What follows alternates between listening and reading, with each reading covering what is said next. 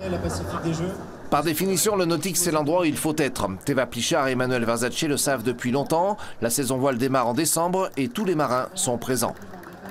Beaucoup de choses se décident ici. On est en début d'année. Les budgets se créent en ce moment. Donc il faut qu'il intègre tout de suite dans les prévisions et c'est de bon augure qu'il soit présent aujourd'hui.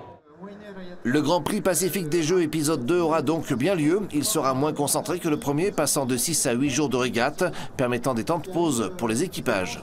La première édition a convaincu les partenaires que cette course était belle, esthétique, sportive et du coup on repart sur cette année 2 avec des ambitions un peu plus à la hausse, avec un programme un peu plus long mais plus aéré qui accommode plus les concurrents mais également les partenaires pour faire des actions commerciales à ce moment-là. Ceci dit, la première fut une réussite, non seulement sur le plan sportif, puisque Trésor de Tahiti a gagné à domicile, mais les teams adverses ont été séduits par la Polynésie. C'était vraiment un voyage, une régate extraordinaire. Très clairement, c'est juste là-bas qu'il faut faire du bateau. C'est les conditions parfaites, il fait beau, on a eu de l'air en permanence. Le décor dans lequel tu évolues est juste dingue. Pour 2019, les Grands Prix d'Italie, d'Oman, le Tour Voile et le Grand Prix Pacifique des Jeux seront l'axe de compétition.